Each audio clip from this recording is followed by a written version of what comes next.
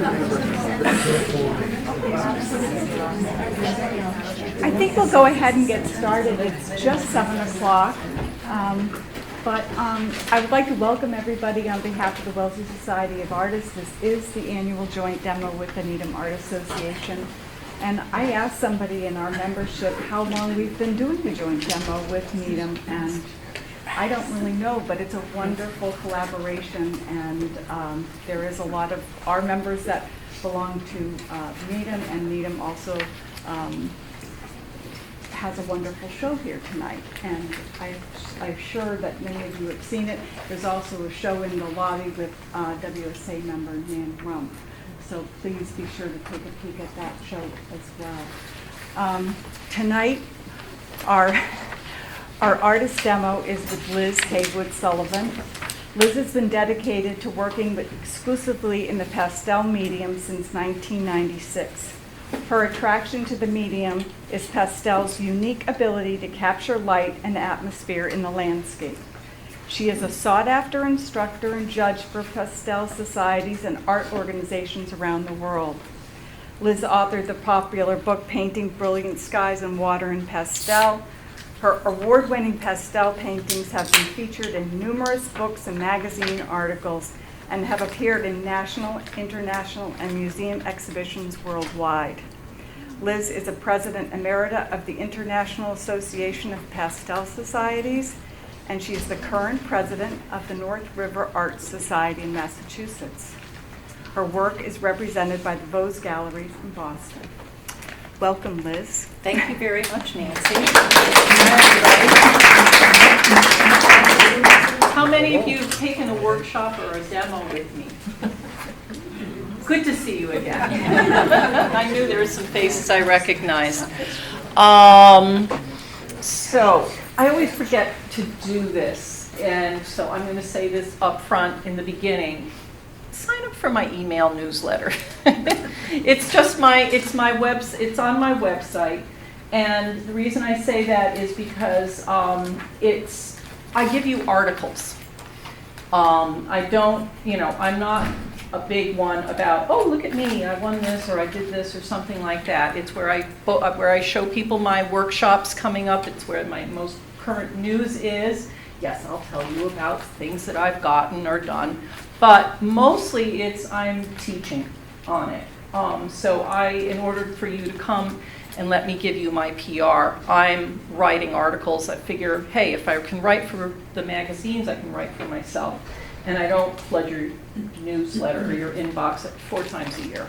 So anyhow, I always forget to tell people that. I love the pastel medium.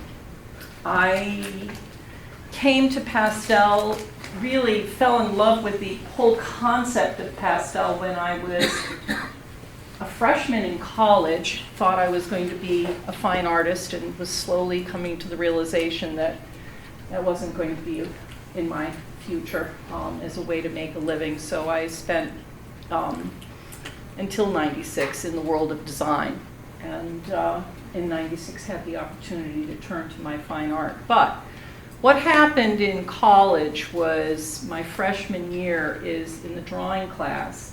We were given just this big roll of brown craft paper. You take a big sheet of it, there was a piece of masonite, and you spent the day drawing the figure in charcoal. Freshman year, we didn't get color until halfway through the year. It was all black and white. And so in that case, the paper tone this was my highlight. This was my lightest light. And so I loved it. I loved doing the figure work. And then the fateful day came along when the instructor handed us a piece of white charcoal. And these are just some sketches in my sketchbook. But what had been the lightest light here became the midtone. And then I started painting light and building up light, because before I hadn't been. I'd been preserving light like a watercolorist does.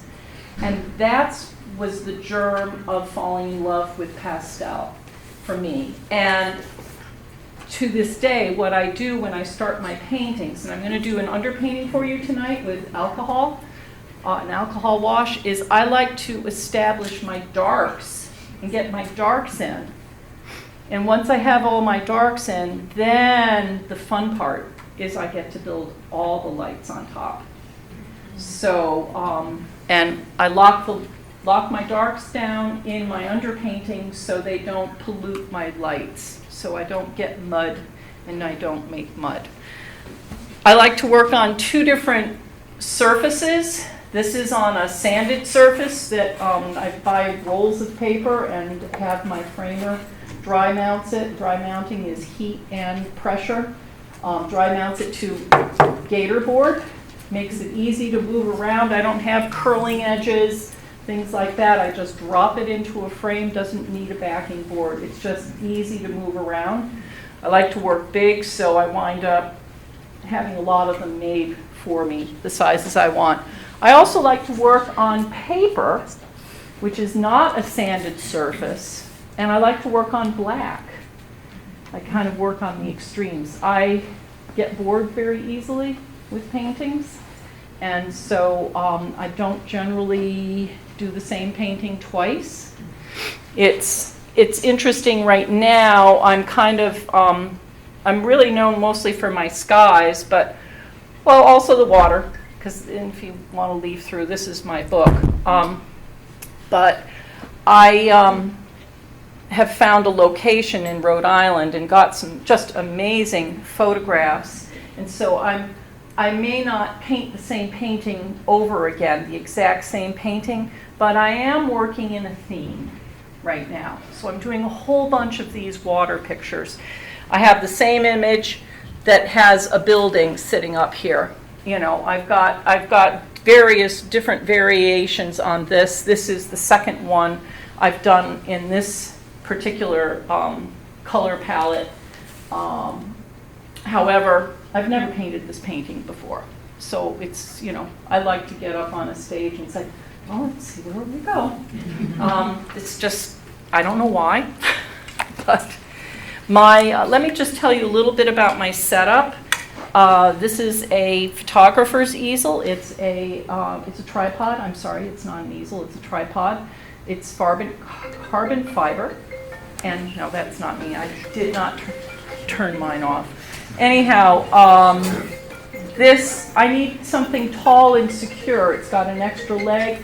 I'm a klutz. I do not put my pastels here because I'm going to knock them on the ground. I've done it too many times. And so they'll either sit on a table beside me, or if I'm outside doing plein air, they're on the ground. And then I will pick up a subset, and usually any painting is about 25 to 30 pastels. So just sit right here. Tonight I knew I had just done a painting that was similar to this, so I just grabbed the pastels off my easel at home. That way I don't have to hunt and peck so much. So that's what I did here. However, generally when I'm traveling, this is what I carry. This is everything right here. My pastels, 12 by 16 paper, everything except for the easel. This never leaves my side. It's regulation size to fit in an airplane. It can go under the seat. It can go in the overhead. It never leaves my side. Little puddle jumpers, yeah, it won't fit, but you'll check it right there at the gate, and they'll hand carry it for you. My tripod and some of the other things that are holding this up go in this. This goes in my suitcase. And if I lose my suitcase, I can still conduct a workshop. I can sit on a stool, I can sit on a step, I can do whatever. And, you know, and then I'll have a backpack that carries a couple of other things. And that's it. What I carry in here as far as pastels is, I carry my hard pastels, which are my Giroux. I love my Giroux. And then this is my box. This is it. And 4 pounds probably 250 to 300 colors in here. And it's changed my life by going to fewer pastels than more. Took about 5 to 6 hours to set it up the first time I did it, because I don't replicate a color or a value. It's not that I have to have a red in Unison and a red in Terry Ludwig and a red in this. I can go to most of my students' easels and pull out, or palettes, and pull out their favorite color, because they got 5 of the same exact value and color. Why are you carrying that around? The other thing is we color mix. We layer our colors. You'll see how I do that tonight. It's not that I have to have every single color because I need to have that color. I can make any color I want from these as long as I've got my darks, my lights, and my midtones. And you'll notice color, color, color, grays. Okay? Most of the sets that you see that a manufacturer will sell you don't carry any neutrals. They don't carry the grays, especially if you look at a landscape set. And you cannot do a painting with those pastels. You can't, because you need modifiers. Probably one of my favorite accomplishments has been that Giraud pastels, which they've been made since 1780 out of Paris, allowed me to create my, oops, not that set, wrong one, allowed me to create my own set of pastels. And these are the colored neutrals that you need in order to make those bright colors behave. In color families, neutral gray, blues, purples, browns, greens, yellows, and reds. And in value range, light to dark, light to dark. And these are the colors that you put a bright color down, and if it's too strong, you just layer over it. So the key thing is to have a light hand, is to not grind your pastels in, to preserve some of that tooth. So I'm going to get started. Let's see. I just like to take my glasses off. I even do plein air without my glasses on. They just get in the way. But I can't read any. I'm pretty blind. So, all right, this is the image I'm going to paint for you tonight. That's, to get to this point where I'm ready to start painting right now, started from going to the location, taking the photograph. I love to spend time editing my photos, and I spent a lot of time to get to this point. I've got various different variations on this particular cropping. This is actually a new cropping for me, this one here, but I really like this formation here in front. You know, there's this splash, there's one with a big splash. It's too much, but I will use and go back and forth to the others for references, because I may mix things up a little bit. You'll also notice that I take and I turn it into a grayscale. And so when I'm evaluating as I'm working on my painting, I'm looking at large areas. I'll look at something like up here and say, down here, is this lighter than this, or is this lighter than this? And make adjustments by using that. Probably not so much in the demo, because I gotta move rather quickly. But, so I take the photograph, I spend some time cropping and editing the photograph. I don't get into Procreate and changing things around. It's a reference image. It's not something to be absolutely exactly copied. Otherwise, you've got a photograph for it. And then, oh, go away, Siri. Darn thing. Just go away.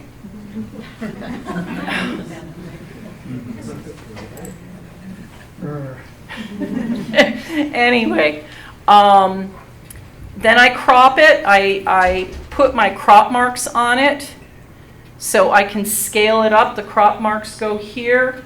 I went ahead and drew my big shapes up on here just because of time constraint. I just wanted to, it's a pretty complicated image, and I wanted to make sure that I get to it. Now, before I get to that point, this morning, I had about 5 different images that I was debating which one to do for you guys.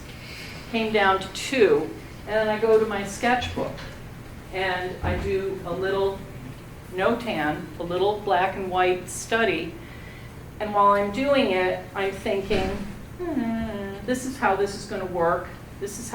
What do I feel like painting today?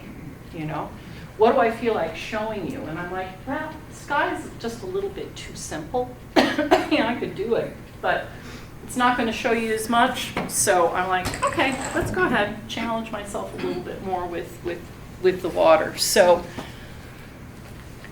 okay, I've determined my cropping. I've got my simple shapes up here. Now I'm going to start pulling out the pastels that I'm going to use for my underpainting. When I underpaint, I use my soft pastels. The reason why is if I take my hard pastels, my harder ones, and these are not as hard as the Giro, or as the new pastel, but if I take and put a mark down with this, when I put alcohol over it, that mark will still stay there. And then when I try to scrub it and move it a little bit more with the alcohol, I lose all the pigment. It just goes away. Whereas if I take and put a mark down with this, it's like using watercolor. It's almost like I've just put a dab of paint there and I can move it wherever I want. It doesn't give me any lines or outlines. So, underpainting, how do you choose the colors? You start out not color. Value again. Value does all the work. Took me a while to get to that point. First time I was taught how to do underpainting, I hated what the instructor had told me so much so that I probably didn't touch it for 6 years. And it wasn't until I was teaching myself, she had said just use the complement. Well, the reds are fine under the greens, but boy, orange did not work under a blue sky. It just didn't work. Plus, we were doing underpainting in acrylic on watercolor paper and putting pastel on top. Anyway,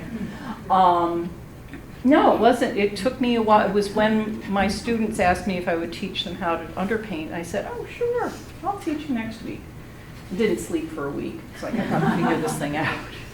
And that's when I figured out the color is not as important if you're going to layer the colors. You can change the color. It's the value. You can do it in black and white. You can do it in grayscale. If you're just getting started with doing underpaintings, take a look at your image. For instance, this being so blue, maybe you do it in warm tones. Maybe you do it all in values of purple. Take out 5 purples in a value range from light to dark. Do the whole thing monochromatically in kind of a warm purple. Or if you've got an image that's really warm, do the whole thing in 5 values of Payne's gray. Do something like that. Start out easy on yourself and do it in values. Add color later. So I'm going to just dive into this, okay? I will feel free to ask me questions. That's fine. I'll take a break after it's been washed down with the alcohol so it has a chance to dry, so you can come up and take a look at it or take a picture. I don't have any problems with that. It'll probably be just 5 minutes, so don't take too much time coming back to your seats. So, all right. Liz, what's the purpose of an underpaint? In underpainting, instead of just working on white, and sitting here having to fill layer and layer and layer to cover up the white, I basically am assigning a value to a shape, and I'm bringing it to that value, and then I can just go and put layers of color on top to bring the color to where I want it. But it gets rid of this white. And the problem is that if there's too much white showing through, you want to scrub it in with your finger, or you don't want those little pricks of white showing through, which will happen if you're not working on, like here, on black, I can't get rid of the black. The black is there. I don't mind the black here, but if this was on white, I would not like it would not be appealing to me to see all that white paper popping through. So, all right, I like to start with my darks. So, I'm looking for areas of my darkest dark. And I don't own black, so this is like a dark brown. Let's see, it goes down into here, to here, to here, to here, to here.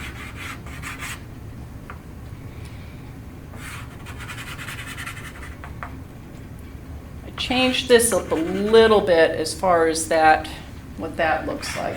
And then this over here.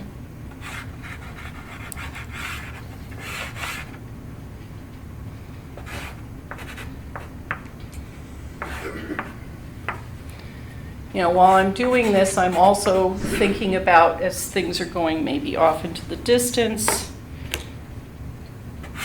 No, I don't want to use that one.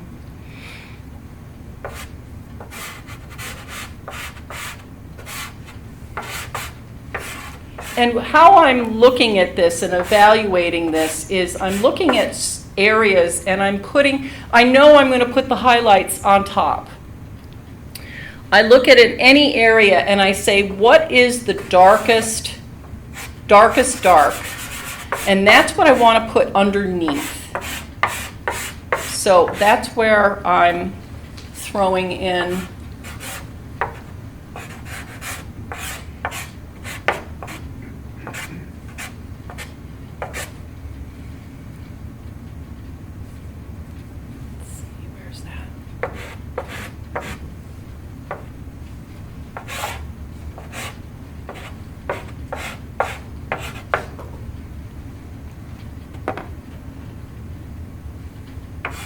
no, that's too dark. I'll go with something in here.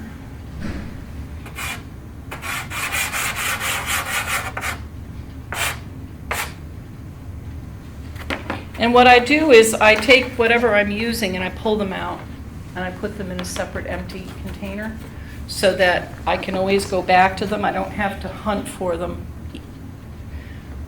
So that's my dark. Let me, my sky, I know that I like to work with purples in the sky. And so the sky is going to go from light to dark. Usually it's light to dark. In this case, there's more of a fog bank off in the back distance. And so I'm going to make my, I'm going to go make it dark at the horizon, almost like the sun is setting off in the distance here. And oh, that's a nice color too. That's got more color than I like in it.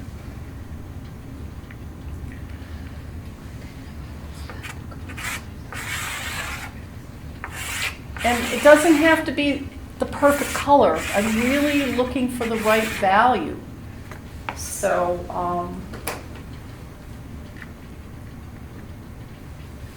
what's this here? And I can mix that. So this will be smooth in a few minutes, completely smooth from top to bottom. And, all right, now getting into my water. Where are my darkest darks in the water? I've got this band. And so what I'm looking at when I'm evaluating my water is I'm looking at, I'm not going to be doing any of the sea foam.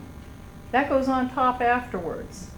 I'm looking at what is the darkest in this area what is the darkest in this area, this area, this area, and I'm going to put the darks down so that I can paint the light stuff on top. That's how it works in nature too, because the shadows are underneath, and then the reflected light, reflections, and the sea foam sits on top of the water. So it makes it easy to do that. And I like to layer a variety of different shades. It's like this is really pretty dark and through here.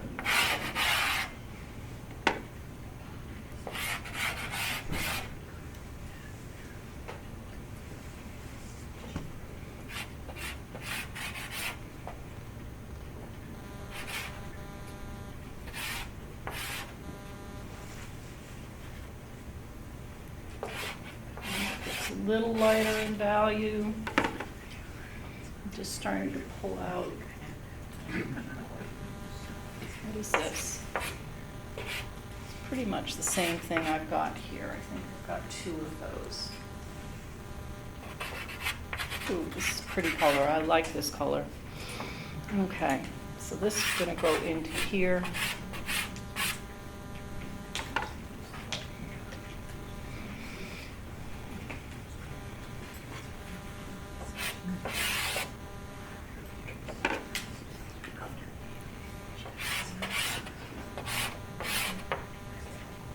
Even in the white, the sea foam here, I'm just trying to figure out what is the darkest. This might be the same water as it is here, but as I go over this edge, the dark is a lot lighter, so it's more like this.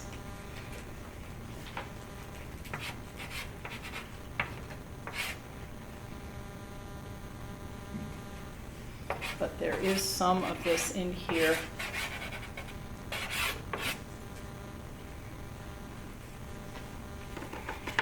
Yeah, I really like this dark in here. And then I've got a dark streak that's going through here. But down in here, so I've got a dark streak here, but that's not as dark around here. It's probably more like this value. Well, that's pretty dark too.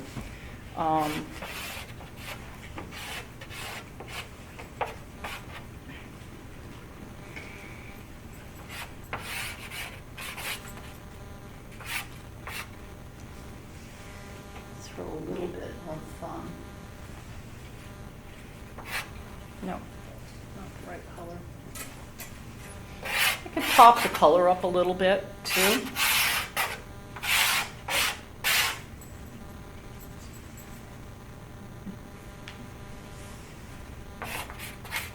I like the green. Not too sure that I'm going to bring green into this palette.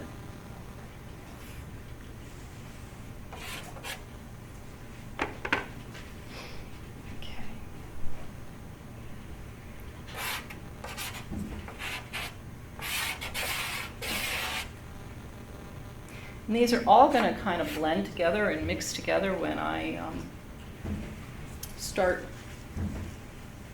washing it down. Now,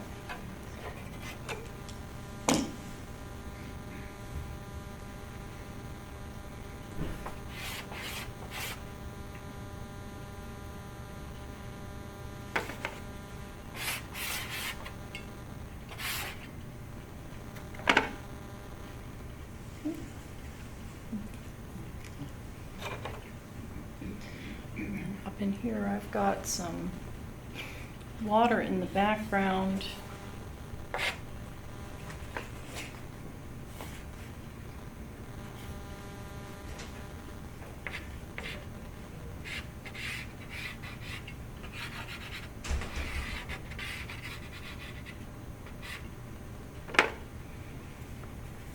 Taking another look at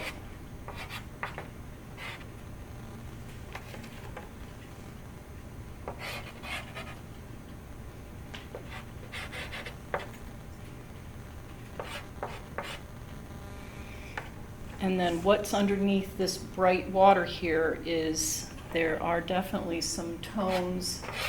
I just want something on there.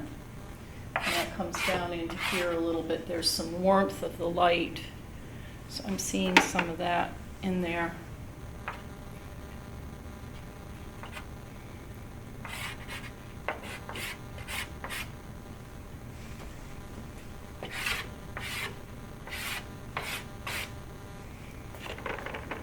And that's probably all I'm doing with my underpainting. So you never use black? Never use black. Why? Black is a dead color. Even the Terry Ludwig, the Ekla? I use, that's not black, it's purple. Yes, purple, very It's dark purple. purple.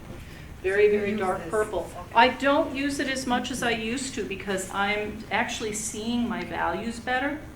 And the Terry Ludwig, I don't even know if I've got a piece of it in here. Maybe, no, those I think are browns. You know, if I were to put that, it's pretty close to this right there.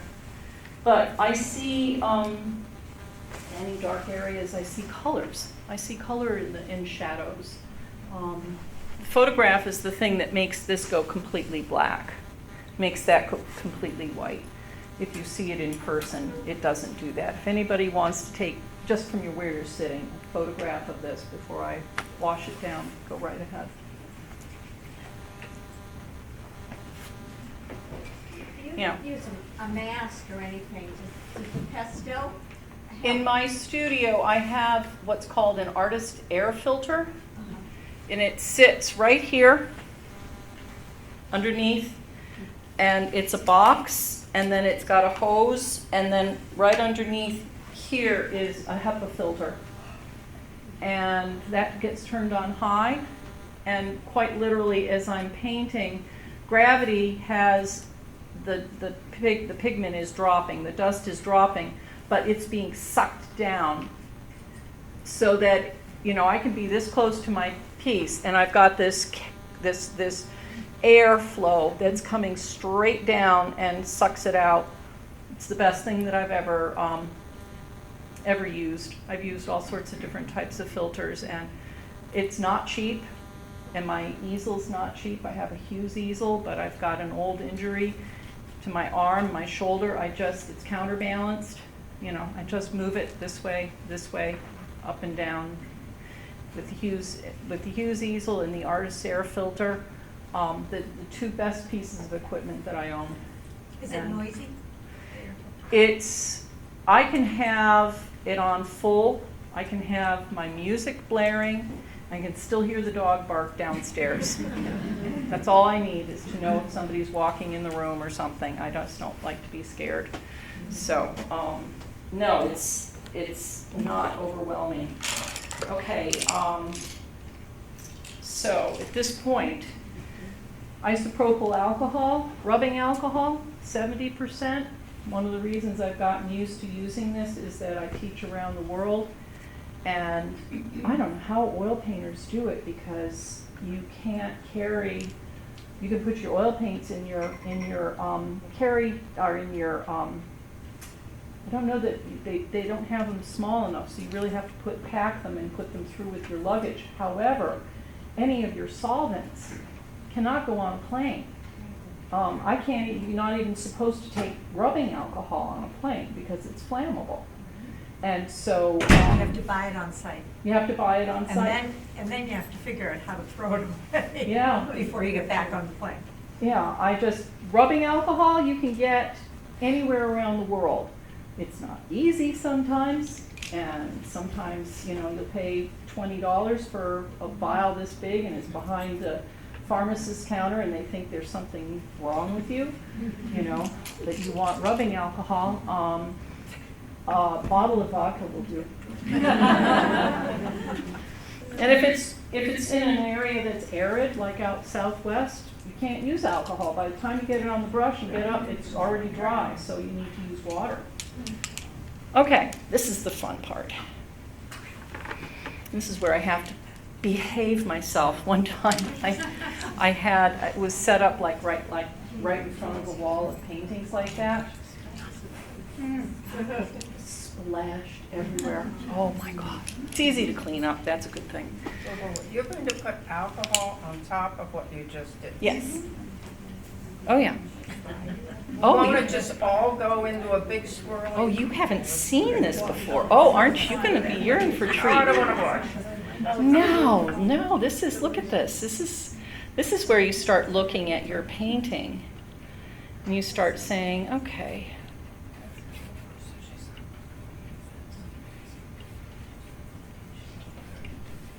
And I start with my darks. And I can pick up some dark and I can move it to a place where it hasn't been before. I start breaking it down a little bit more and a little bit more.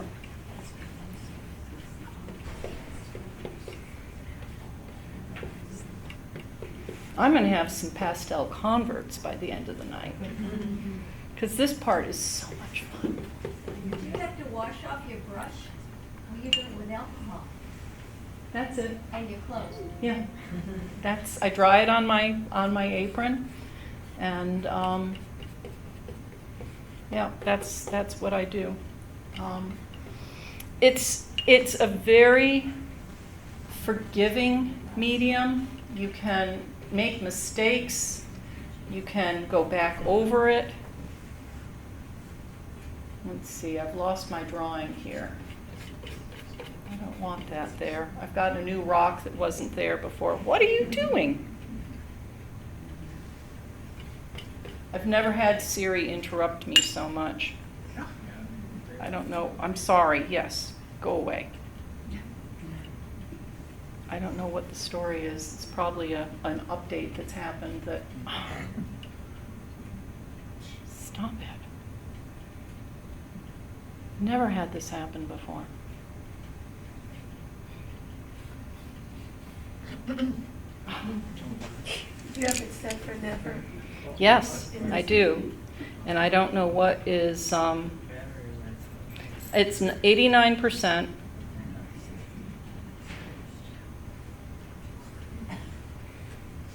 I'll put it on, I really don't know what's going on.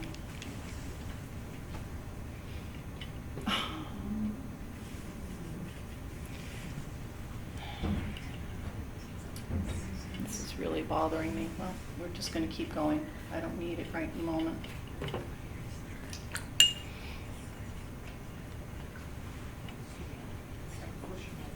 It's like it keeps restarting it. It's like, oh, I know what I need to do. I just need to reboot it.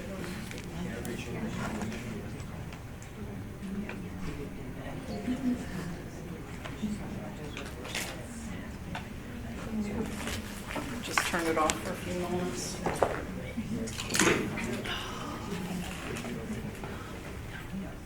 What don't you want during a demo? You want your image to go away.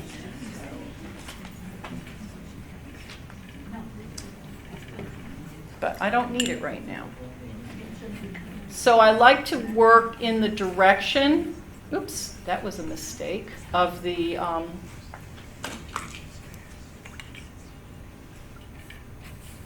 so these rocks are going this way, and there are kind of striations in the rocks. So sometimes my brush strokes just, they stay there. If I get the value and get the color right, then sometimes I don't need to even come back in and do more work on it. I'm working on it with a big brush. I don't want a little brush in here. I want, because if you're working with a small brush, your tendency is to start getting niggly with it, too tight, and too much detail. Do you use different brushes for each color? No, I just rinse it off. So I'm working with the wave area here. All right, now what I'm going to do is go up. I like to work in an area, let it dry.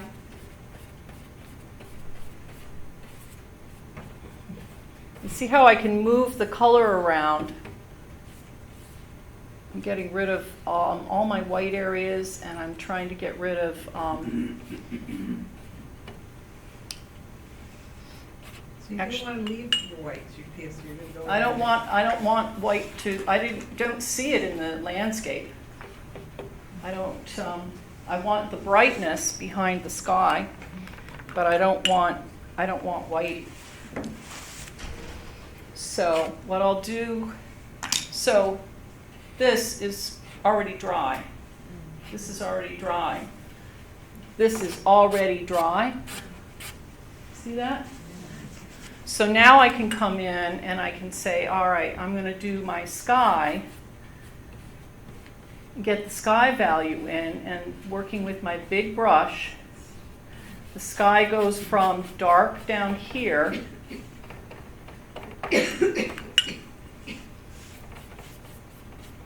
and peters out to a lighter value up here.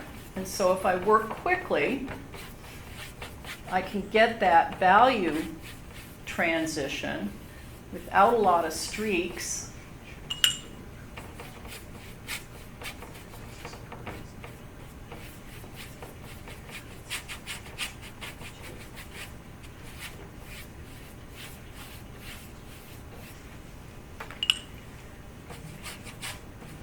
And I don't have to worry about it picking up those darks. Look at that. My brush is going right over that brown area, and it's not picking up any of that dark.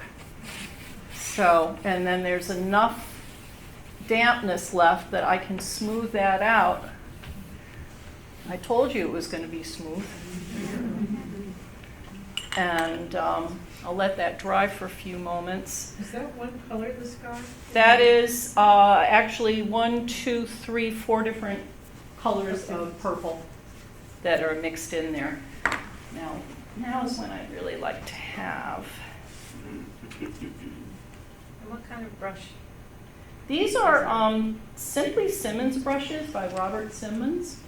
I don't think I've ever paid more than $3.99 or $4.99 for a brush. They are synthetic. Don't use a bristle brush. Don't use a natural bristle brush with sanded surface. You want something that's soft, that flexible, and that gives you. I like them because it just gives me the right feel. It carries enough of the fluid, and I've never thrown one away. They get more and more ragged and beat up. They start out as flats. They become combs, and the only one that didn't work for me was one that a student took a pair of scissors to the top of to try to make it flat again. I am very worried that my iPad has just flaked out on me. I have my phone. Wow. Okay, folks. Plan B. Thankfully, I've done this painting, not this exact one, but I've painted this scene before, so I have an idea, and I've really studied it.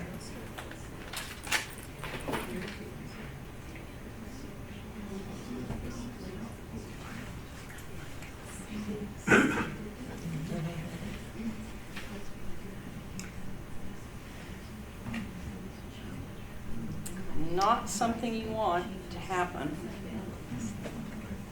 Turn. Come on. Can you turn for me? No, you're not going to rotate?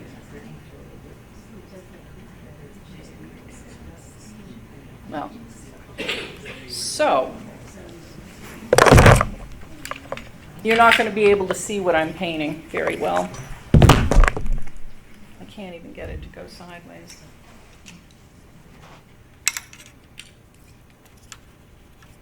It's enough. That's okay. I can work with that. All right. So at this point, this is pretty dry up there, so I can take and put my, I had a clip. I thought I had an extra clip. I think you used it on your phone. Oh, Thank you, I did. All right, so now down here, again, I start with my darks. And there's, love that color. That color is just gorgeous. Actually, there's a bit of really beautiful green in here. I know I said I didn't want to put green in. Yeah, it's not going to work. I'll throw it in as the, and so this comes down.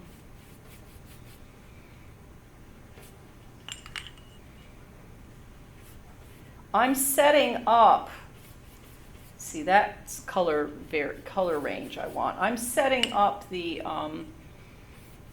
what's underneath the waves for me to come in and to, I really like that dark, this dark here, which is this one here.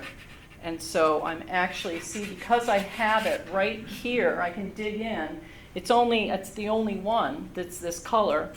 And I can come in here and I can throw a little bit more down. It needed a little bit more in here as I'm working. Oh, it really is playing very nicely with, and actually it goes up higher. There we go.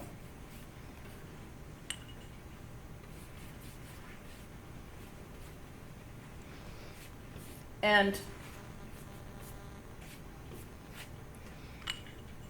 I'm going ahead and making some strokes. I don't want it smooth. I want it so that I can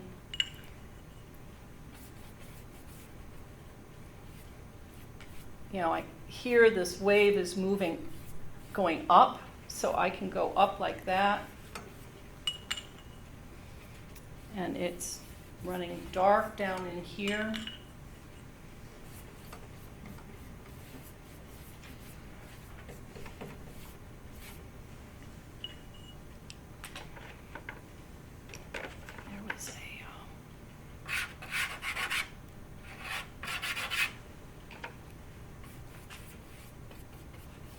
Okay, there's that. There's this dark that's running through here. Oh, it's a lovely color. Just perfect. Just perfect. And then another area of, I'm getting, again, my darks in. This is all pretty much the same value, but what I like to do is I like to have, as things are closer to me, I like them to get darker. So it's going to go from dark to light.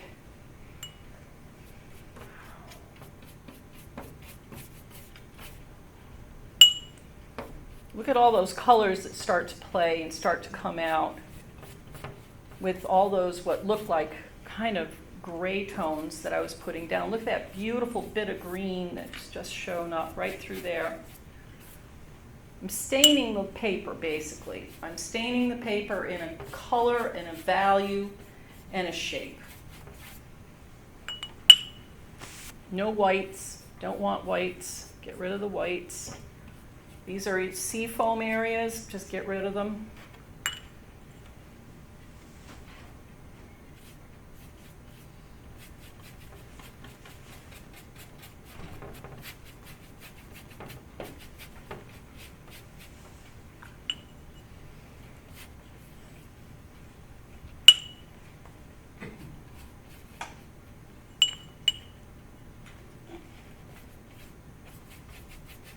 That green seems a little off in here. That's not really what I've got in most of my palette. That's the only area that I'm not real happy with, but I can cover that up. And then this is my,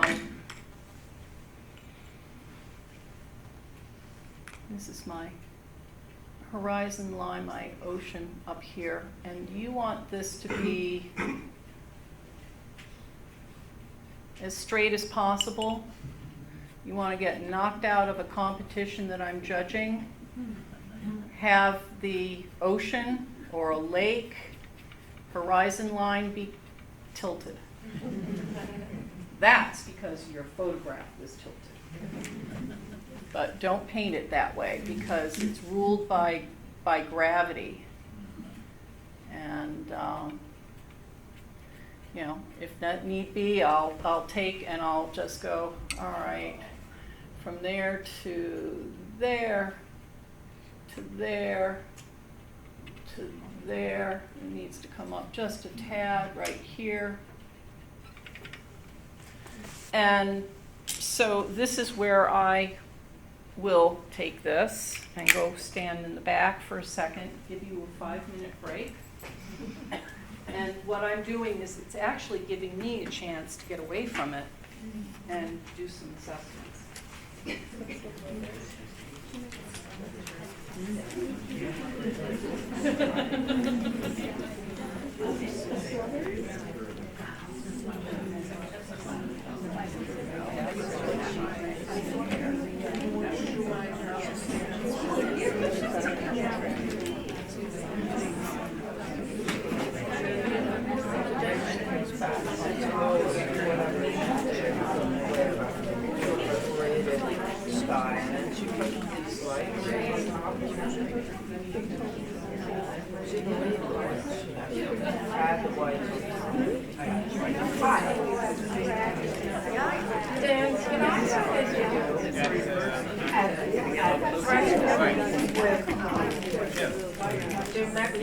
were trying to remember how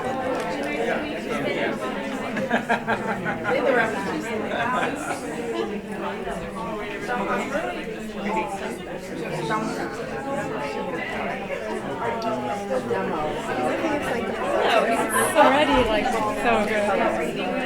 You're getting rid of all the white. Yeah. Right?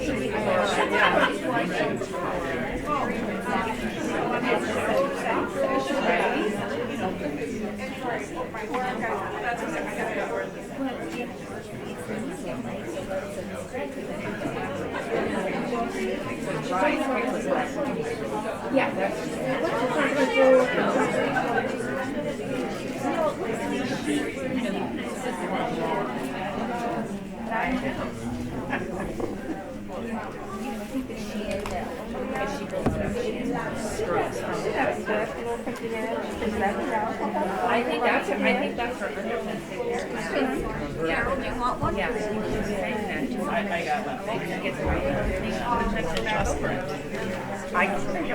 for artists to have that. Yeah, it's nice to come up here and come up with this from the back of the room. Get up here, you can These all basically the same size, so here's the side of them. They usually are about this big. Okay. And I usually am breaking them down. Yeah. Where do you go to get this paper attached to the backboard? I just have my framer do it. My framer dry mounts it for me. It looks like it's dry mounted on Gator board. paperboard. Yep. Yep. Yep. Those are hards, these are softs. Yep. What kind of paper do you usually use? This is called Lux Archival. So. Okay, folks, get back to your seats. I'm going to keep going here. Could I ask you, does the texture now change on the... No, no, it just fills in a little bit. I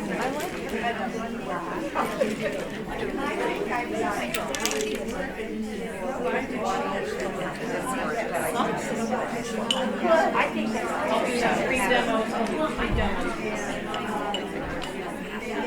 No, no, it's not like water that, no, you don't need to worry about it.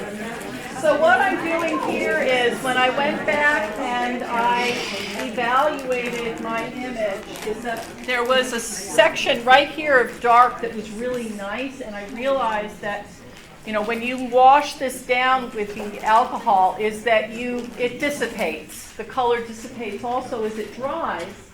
The painting dries lighter. So I really like that dark area right in there. So I just came back in, and I don't like drips. Those are for you, Richard McKinley. Oh, he loves drips. He does beautiful work with drips. I don't like drips. So anyhow, I wanted to come back in here and establish these gorgeous darks in here because they set up everything that I'm doing in front of them. And this needs to be darker back here. See, this is the thing I mean about this, this being so forgiving. See, I can pick up a little bit and move it. I can do this process over and over again as far as adjusting my darks to the point where I'm getting them dark enough. The whole thing is I want to make sure that my darks, I have the darks in my underpainting. I don't want to be putting and picking up, the minute I pick up a dark pastel and put another dark pastel on here that's darker, that's a darker pastel, I really want to wash it down. Because then when I put a light on top of it, if it's not been washed down, then it picks up that. So, By wash down, what do you mean? washing down. The alcohol. So Wash more it down with alcohol. less pastel. No, if I say, oh, I lost my dark here, I'm going to put a piece of dark pastel down, instead of just leaving it and then trying to draw sea foam on it, Yep, which would then turn muddy, yep. I wash it down with alcohol, lock it in. So this whole thing is all locked in. Okay? I don't have any dry pastel, I don't have anything floating around. People ask me, do you fix your paintings? I don't need to fix them. I've got, at this point, what do I have? I have my drawing, I have my composition, I have my values, and I have my first layer of color down. There are times when I've done an underpainting and said, wow, I really like that. I don't know what else I'm going to do with it. And I just put it aside and do another one. Yes? So can you use the alcohol with a hard pastel? You can, but it's hard to move it around. It doesn't move as easily. You would have these little stutter marks, like you would have where you drew it. Okay. So you'd have these chunky marks. It doesn't move around as easily. So the only other thing that's a little lighter than that, but I can deal with it. So one other thing I wanted to do is put a little bit more value up in this corner here. And I do not change my water, my alcohol. I don't change it. It might tint something a little bit minor. I'll sometimes do 3 demos using the same alcohol. If you let it sit overnight, the pigment drops to the bottom and you can use the top and it's pretty clean. So now, my assessment. Do I have my darkest dark? Yes. I now have my darkest dark. My darkest dark is really, no, you know what? I lost it up in here. This wound up getting washed down too much. So I'm going to come back in here and reestablish my darks in there. Along here, they got washed out, and maybe along in there. So this is my checklist. So lock you back down again. What was happening is I kept picking up these darks in here and moving them around. See, I can draw with this little bit that's on my brush. This is a comb that I'm using right now.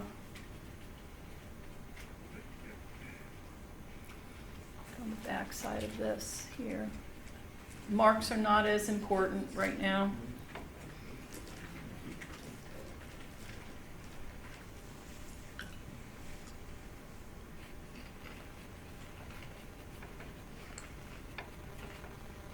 Okay.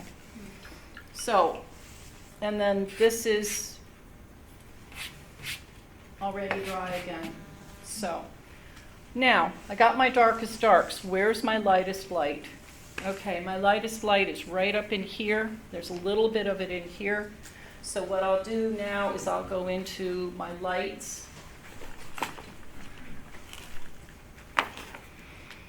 And I'm not using white per se. I'm certainly not starting with it because that's white.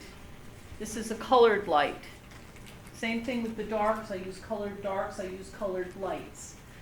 White is generally when the photograph has washed it out. So this has got, I know this has a lot of bright light on it. So give myself some marks of my lightest light. You can already see the light bulb getting turned on in the painting.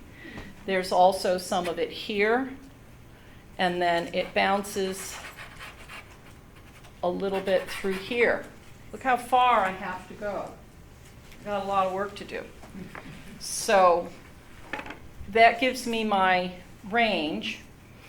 Now what I'm going to do, I take all my underpainting colors and I move them to the sides, because I may need them again. And now I'm going to start pulling out my palette. So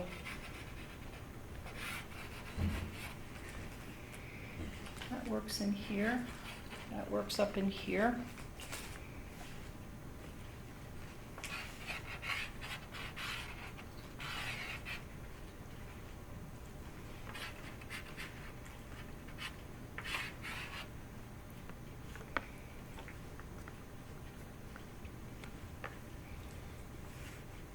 It's too bright.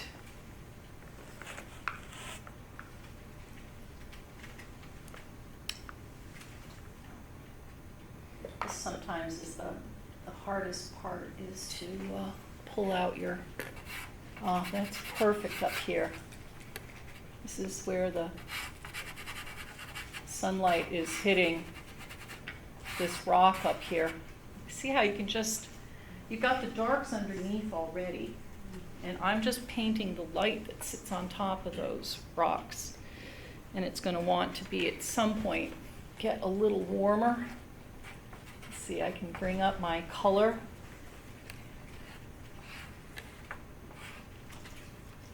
That stuff can come later.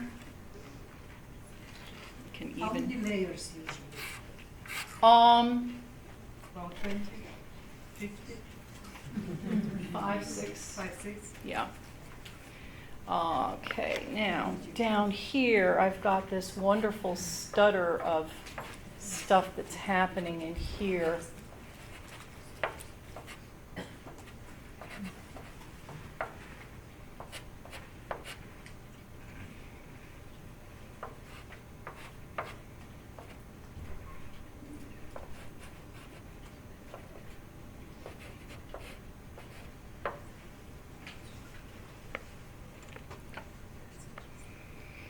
Okay, let's get back to the water here. Are you done with the alcohol, or will Yeah. you do layers more of Nope, alcohol? I'm basically done with the alcohol. Are you using harder pastels now? Pardon? Are you using harder? Both hard and soft right now. Right now, it's more about the color and the value at this point. Now I'm going for local color. So here I'm starting to do things like, okay, this is some of the sea foam that's climbing up that. Give myself some of this. Oh, this is pretty in here. This works.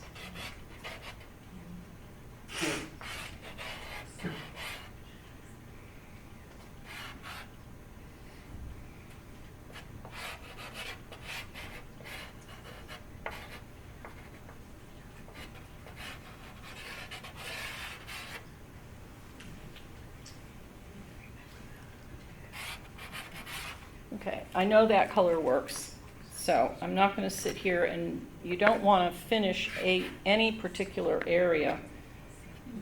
You want to move around on the paper. So nope, those colors are all not working for me. That's too purpley. Okay, so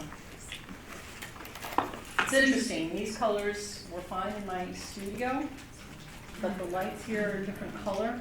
So I'm going to go back to the blues that I've got in here. So think I probably already have the ones I need right in here. Okay, good. I'm gonna pull this down and use this like this.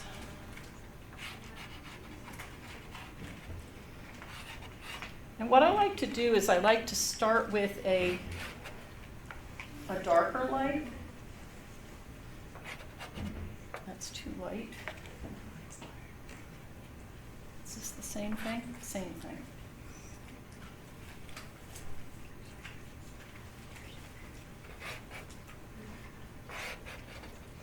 And I like to mark my the direction that things are going, so I can see. This is not the color that I want. It's more too purple, but it gives me a. My marks are closer together here, because it's further away. I can come over that with a slightly different, see, I can do that, but I don't want to commit myself to that light yet. So I'll do something that's a little darker first. I start with my dark lights, like here. You can barely see this, but I'm just trying to get a sense of the movement that's happening in here.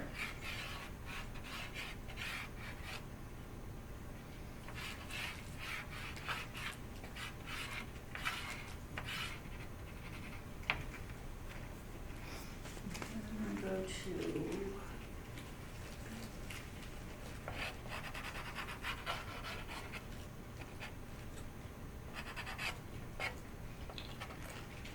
I've got these. This is not white, this is more of a gray light.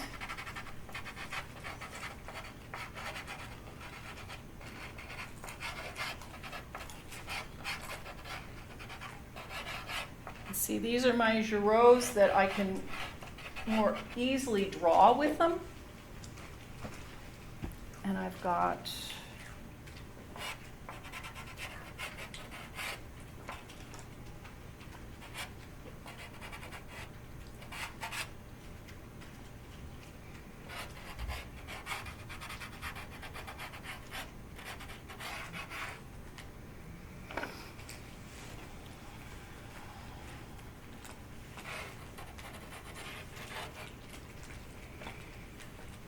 something even darker here.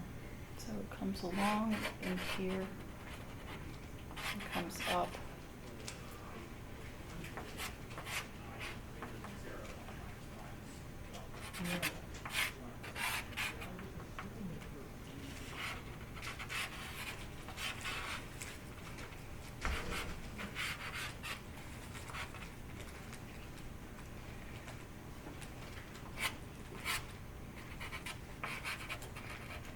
And there's just no way to be trying to create these exactly the way they appear.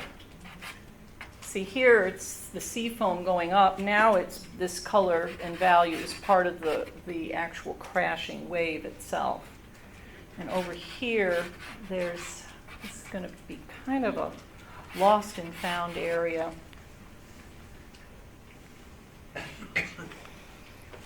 What's not happening yet is I don't have this, this area is lighter, so watch what happens when I finally bring this area up to the value that it really wants to be.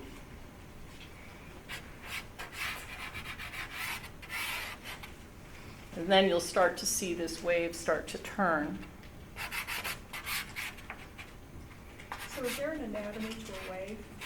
Yeah, you know, you've got, I don't know, yes, there is. There's definitely an anatomy to a wave. There's a barrel, there's a crest, there's a,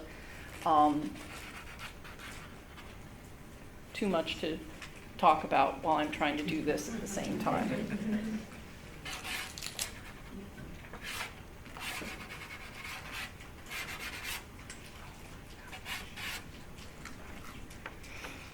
And then I think I want this to come up a little bit lighter. We'll see. We'll see if that goes there. So I've been spending a lot of time down in here. Oh, there we go. That's exactly what I needed in here.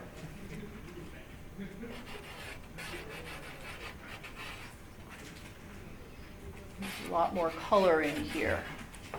I can go right over that, those lines that I had earlier, and get rid of that purple, but it's giving me the value I want. Okay, I actually like that color up there better. That gets rid of that green that I didn't like. And here I'm breaking my rule and putting in some darks just for transition in that area. Okay. What I don't have is I need to get up into my sky and change my sky to more of a blue value.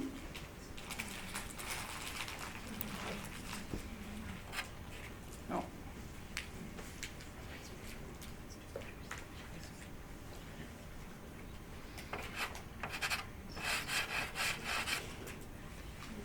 I don't like that.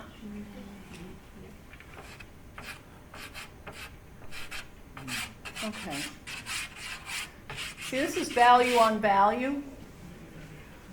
This is the same value as this, and all I have to do is lightly go over it, and you see how I can turn it to blue without having to worry about lines showing up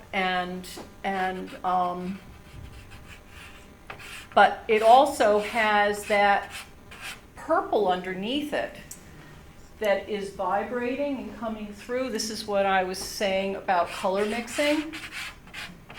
Now, this is too light down here. You see that? This is value on value. This is too light because that value got darker. So I need to figure out something that's going to be that color down here.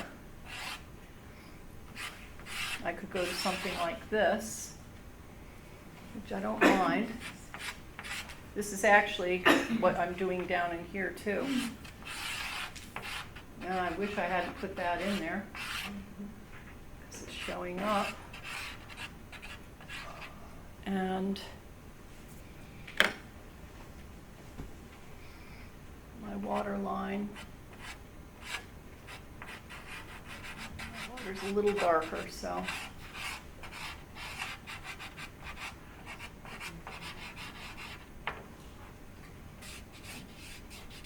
I am rubbing that down because I'm going to be dragging. That's better. So I need something that's kind of in between. That's too dark.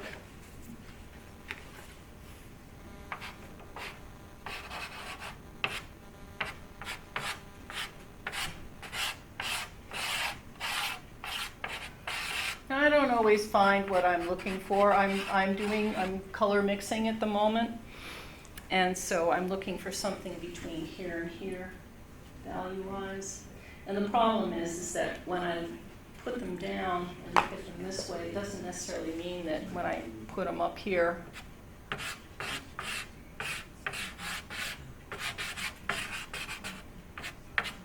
that's not working.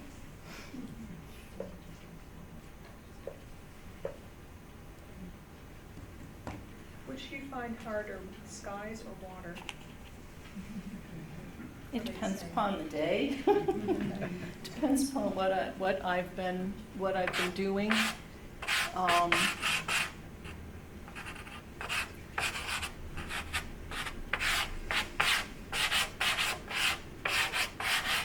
This is the same color as the one up above, and it's just, I just need to, sometimes when you can't get the right color, you just need to get a few layers down, and then you can start layering things in. And I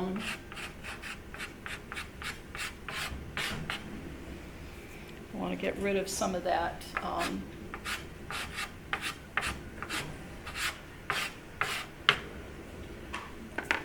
You can always, and you can things aren't working the way you want, you can come in, you can knock some things back, you can take some stuff off. You can, it's just dry brush, getting some of the, filling in some of that texture a little bit. Do you ever use pastel pencils? Not really. I'm very frustrated by them. Find them very difficult to get the a tip. Get back to a tip on it again. Let's see. Neutrals are really tough, you know, and this is kind of a neutral territory up in here. And maybe, what's this? No, too blue. What I really want to do is just get an area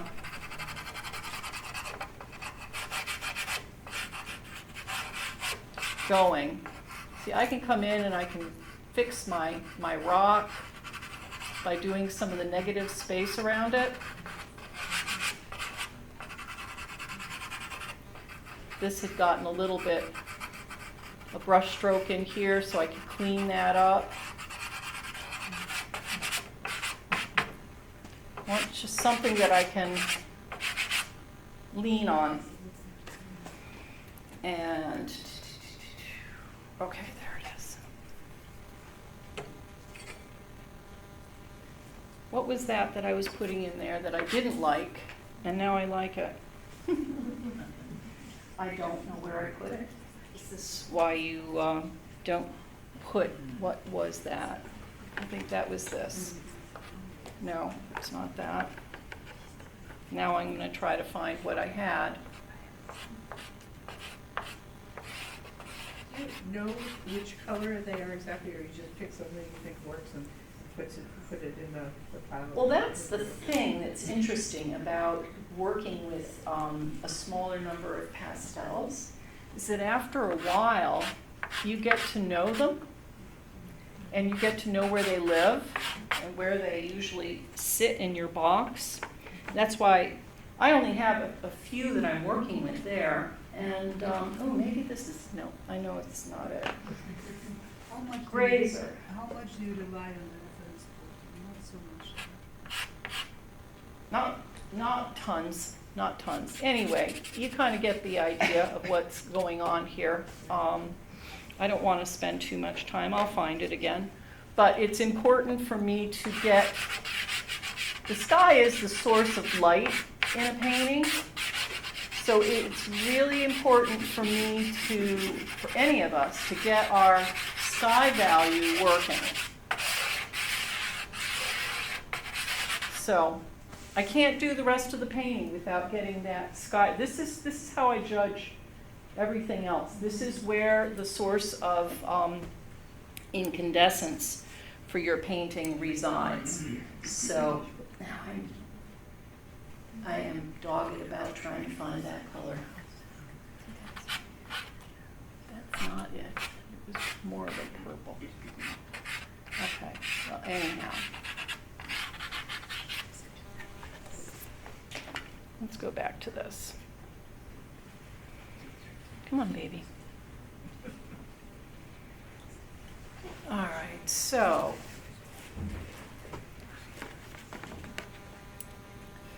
in here, I've got kind of some value on, these are slightly darker marks in here.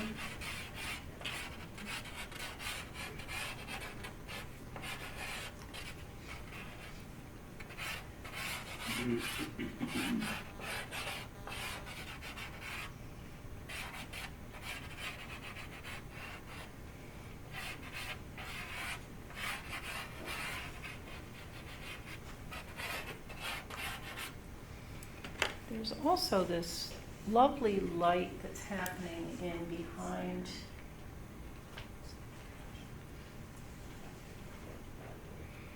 here. There's a little bit of warmth on the back side of this wave here. That may be too strong, but I can go back over it a little bit. It's kind of, you know, the light coming off of here.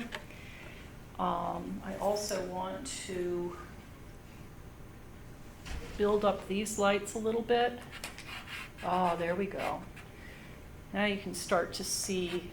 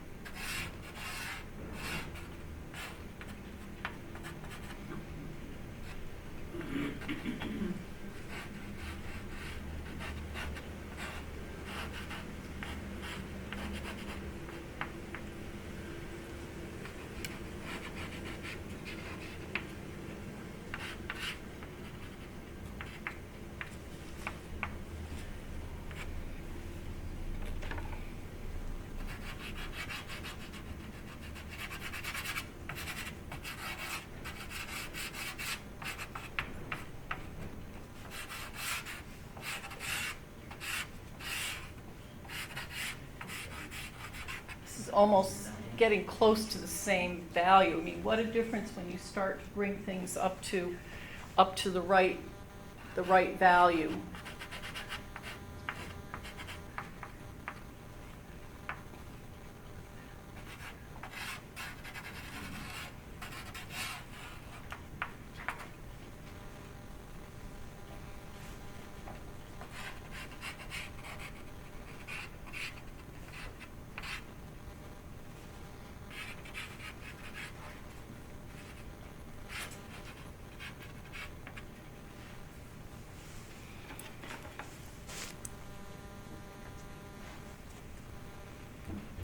Here, this is a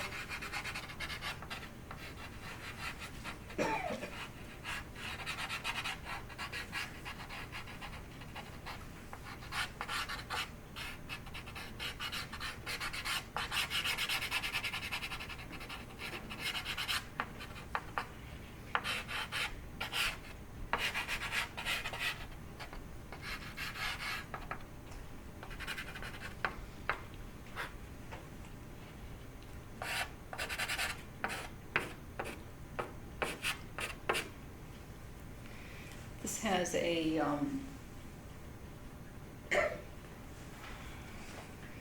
this is wet in here, so there's some reflected blue light coming down on top of it. You know, you don't get to, you got to get your layers down before you start putting stuff like that in there. I'm not putting a lot of detail over in these rocks here. These rocks are further away, even though the camera has them very, very sharp. I'm not going to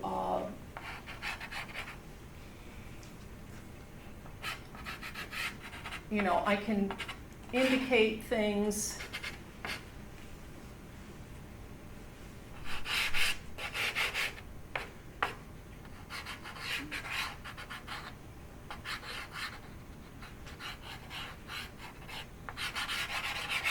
but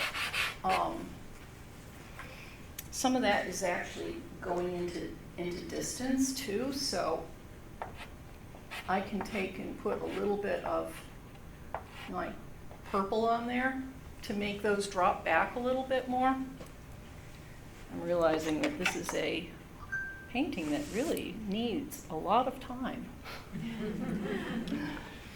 So let's keep moving with it. Well, there's a lot to it, so it's not going to be finished. Coming back to this, oh, there's more of this wonderful light stuff crashing up in here.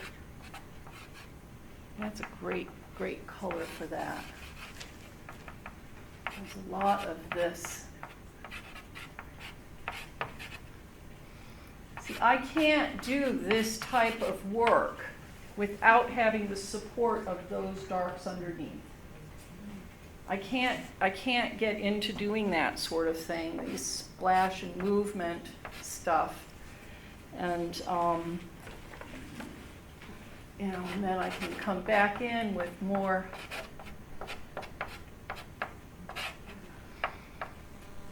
highlights where the light's hitting it.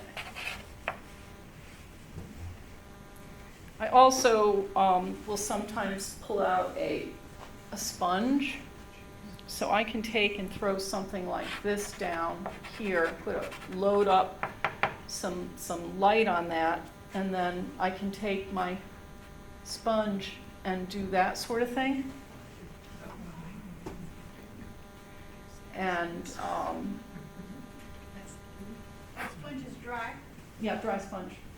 And, you know, not overdo it too much, but I can get these motion lines in, can soften some of these wave areas, you know, coming in through here. You can soften some of that stuff with a sponge.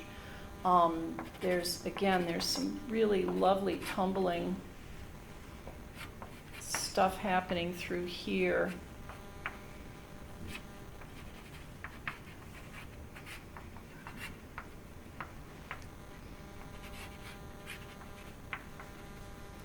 And then some of it's coming down into that. You got to think about how the light's hitting it. So what I really look and evaluate things by areas. So this area back here is lighter than this. So in order to make that rise up, I need to make this go lighter in this back area here.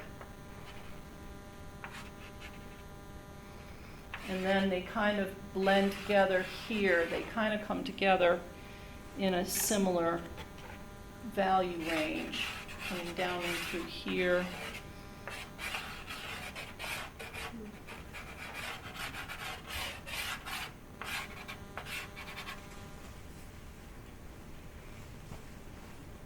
This really wants to even be darker still. I can do something like, there's some darks in here that I've lost. Instead of putting down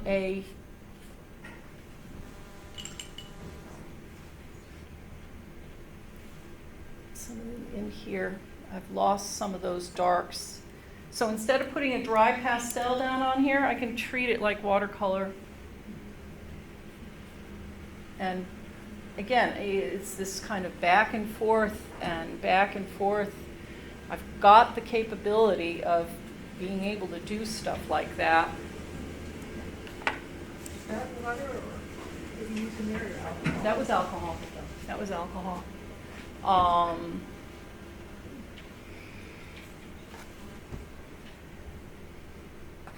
You didn't use white at all, like the final name? I didn't use what? White.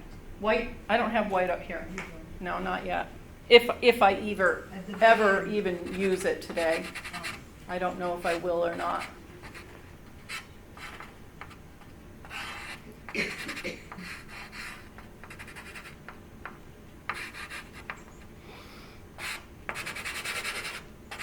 And this is getting a little darker in through here, so.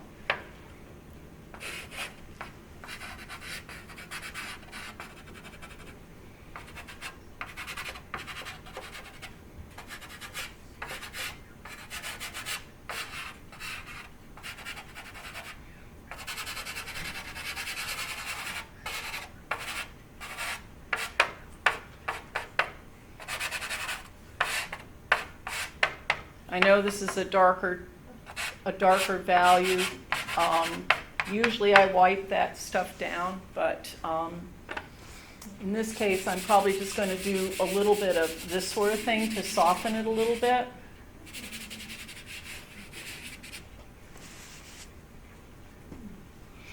And there's a blue. I really want this more blue. There we go.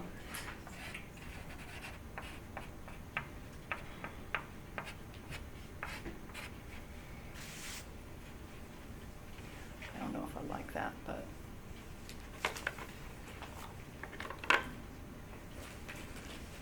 all right, let's see what I can do down here at the bottom a little bit more.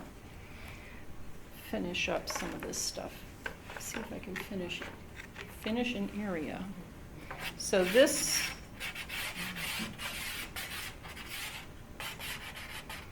the marks down here get bigger, and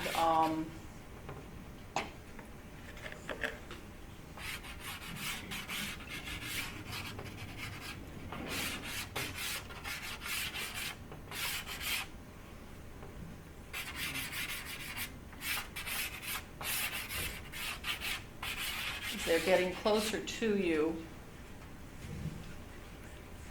What I want is this to start to, it's all the same value. I want it to tip a little bit. So how I do that is by making it get a little lighter.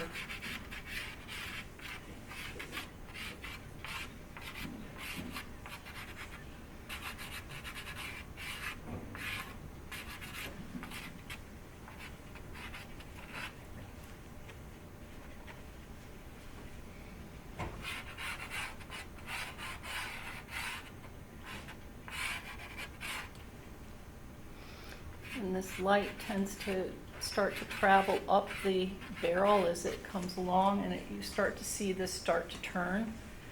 But there's some highlights in here.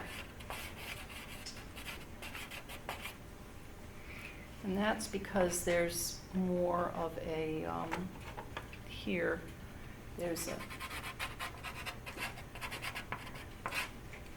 so there's some reflected light happening down in here from that.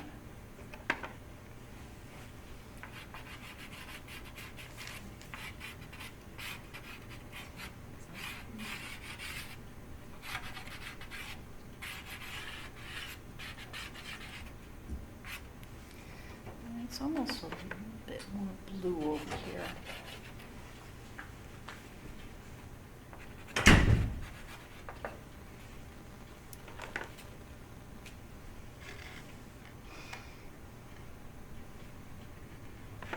What's this? No, it's too light. Still looking for more colors. No.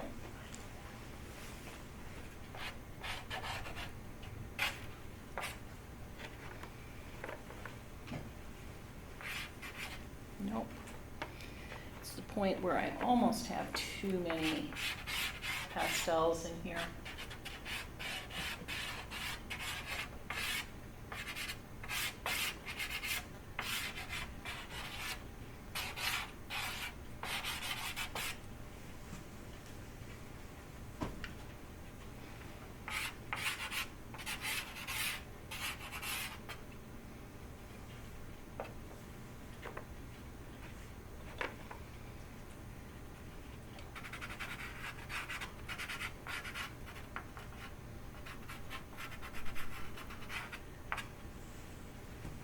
And you just keep coming back in and refining your drawing and refining and refining. It's almost like doing a sculpture where when you start out, you just take big chunks out of it. And as you go further and further into the sculpture, there are certain areas that you're going to put more attention on. And so this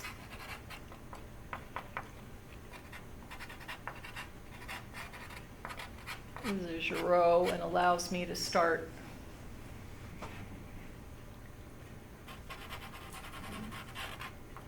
playing with some things. And then there's this wonderful stuff that starts to happen where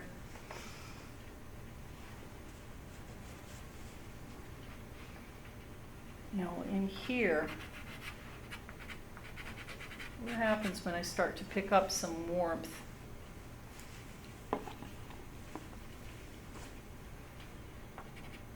Look at that,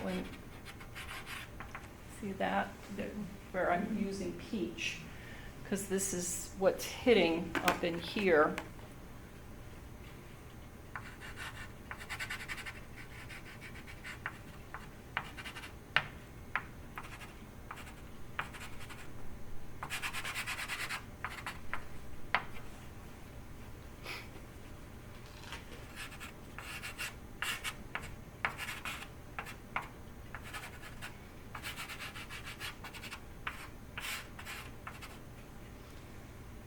Hit this over in here too. You get the sense of that.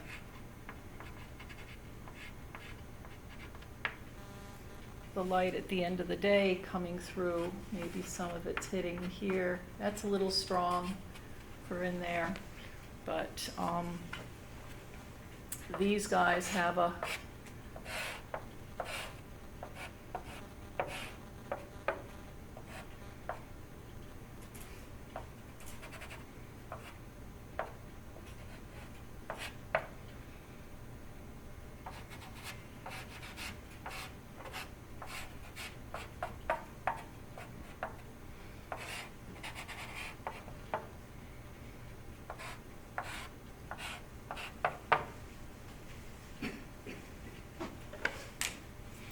so that's why you can put this, these peach tones in here.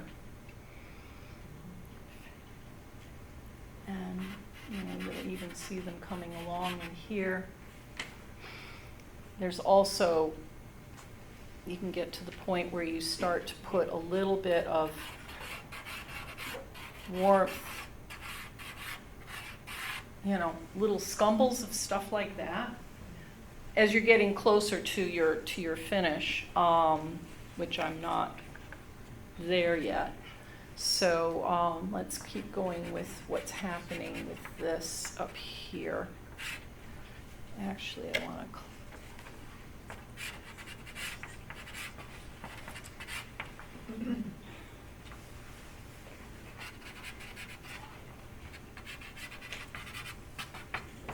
quieter area over in here. I don't want too much.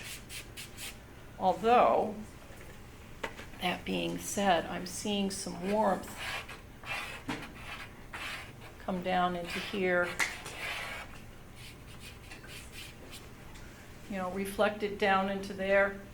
You don't get into that stuff until you've been further into it. So let's see. There's this splash coming up in here and coming down along here, and a little bit of it moving into here.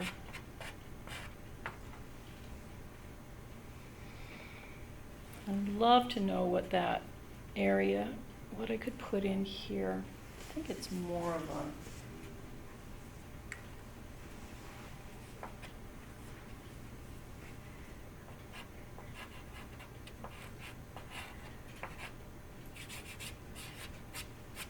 that's better. You can put some of that in here.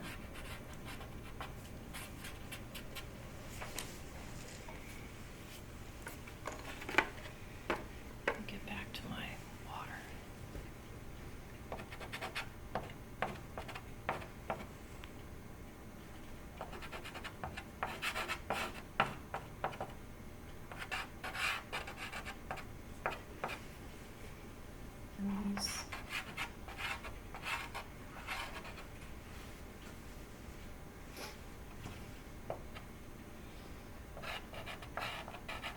And I slowly build up to these bright lights. Usually don't commit myself to this sort of thing until I'm much further along in the painting. So there's a lot of warmth that's happening in these too. And I'll put something like that down there, and then I'll come back in and I'll modify it. You see how I can throw it back a little bit, and there's a little bit of this sort of stuff happening in the background.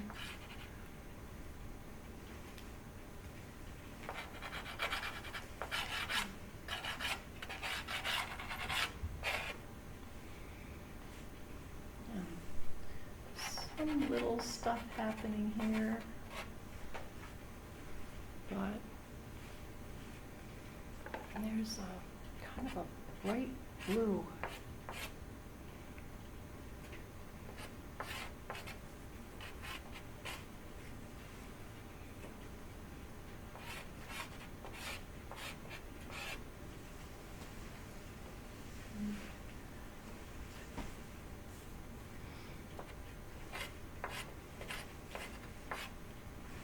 Trying to separate these spaces and try to make things look dimensional. How do I make this flat? So how do I make that look dimensional is that I put light down in here so that this wave starts to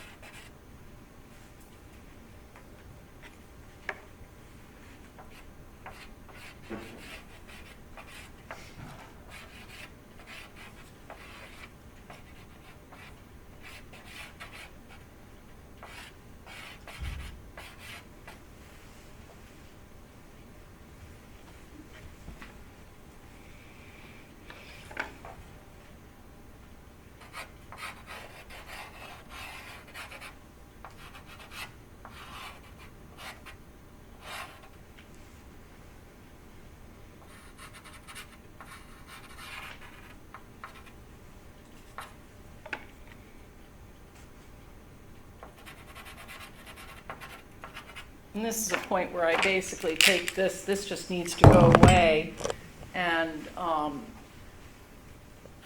start looking at, you know, what does the painting need, not what does the reference show me. You know, it wanted that. It wants, you know, like a little bit of this up at the top of these, so that now that looks like it's a different plane, whereas before it was too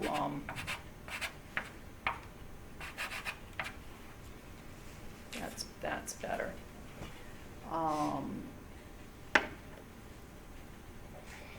What can we do with this?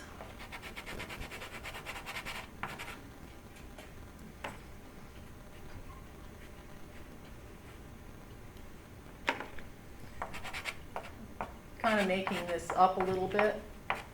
It's not, that's really not what it's doing in the picture, but It looks cool. it is, and it's fun to do. It's really, and again, you can just kind of, you can do it, and then you can, you know,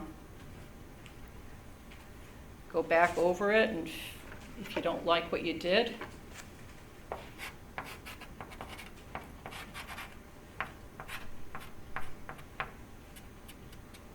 your finger in it.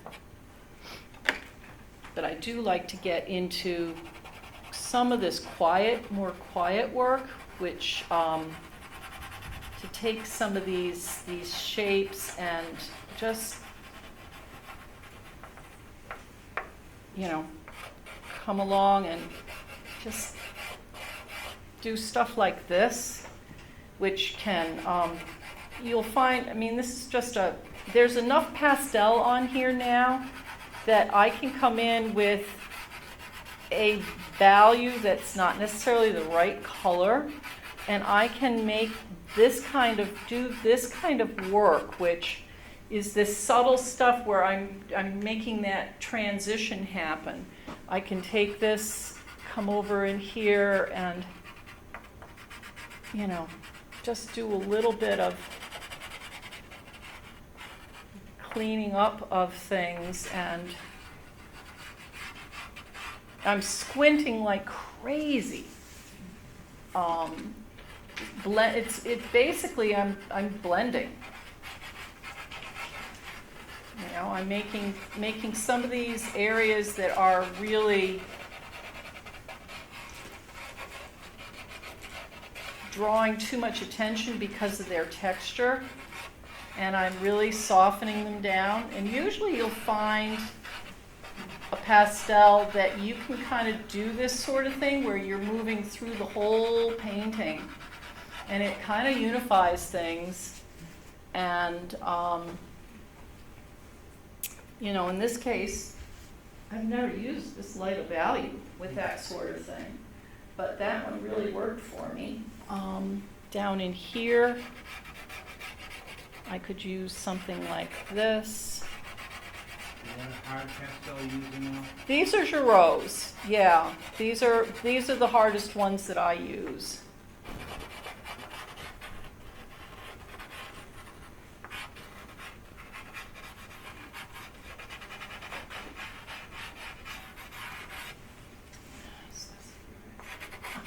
What kind of questions do you have? If you were in your studio, would you have stepped away from this for a while? All the time. I have mirrors in the back of my behind me, so that like this stuff that I'm doing right now. This is really critical through here. How and I'll make a mark and I'll step back and say, okay, is that turning this plane the way I wanted it to? Yeah, no, it's critical to be able to step back. See what a difference it makes by my lightening up this plane here so that it's going from flat, all the same value, to lighter back here.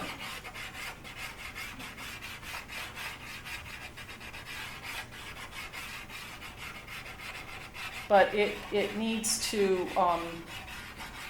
gradate down slowly. So I'm working right over other areas that I put pastel down, because if I work just right straight on, that's just underpainting there. If I work right on the underpainting, it grabs it and it's going to be too strong a light. And so here's this reflected light here. I can come back in with making that a little bit stronger. And then quieting this down over here a little bit. It's a lot of it, when you're getting to this level, which is more your orchestration level, you're getting into, okay, where do I want somebody to look? And where are my focal areas? Where can I quiet it down? These two shapes are too similar. So I can come in here and I can just start to break those shapes up a little bit, make them go away, whatever I want to do, but so that they're not drawing the eye as much. Now you don't see those two triangles. How do you decide when you're done?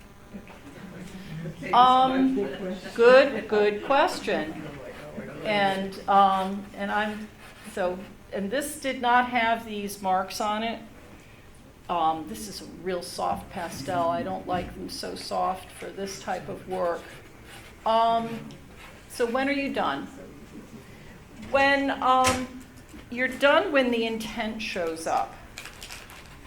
So what's the intent? The intent is what made you take this image? What made you stop to want to take and paint this in the first place. You know, once your intent shows up, you have to really ask yourself, did I capture what I wanted to say? And then when you start asking yourself, am I done yet? You're done 15 minutes ago. You know, it's, so, yeah, I think that's as good a stopping point as any. That's Because great. I'll keep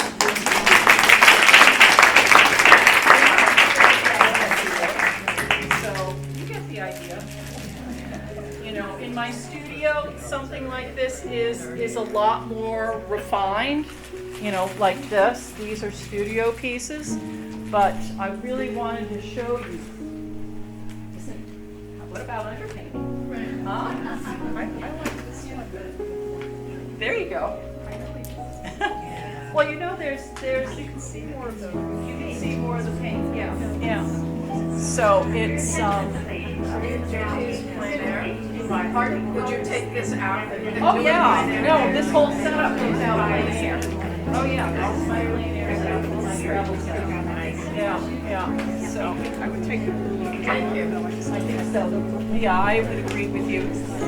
Okay, hold on 1 second. We got an edit to make here. Its consensus is that the blue is too much. And we're just going to remove, where'd you go? There you go. It's the wrong color blue.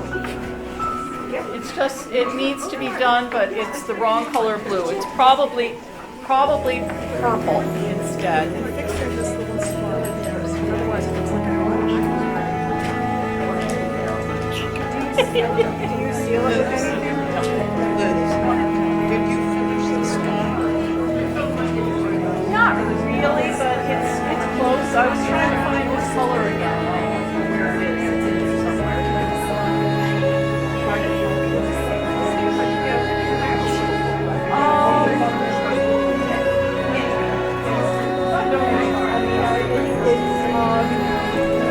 I have one thing I need to see whether I'm going to finish it.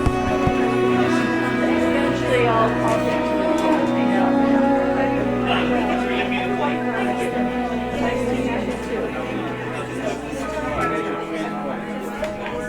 Glassine.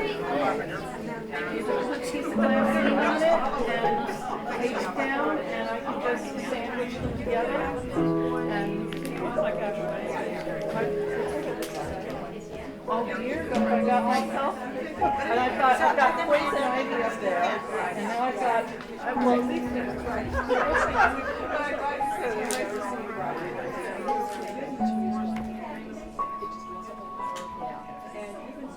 He hasn't worked.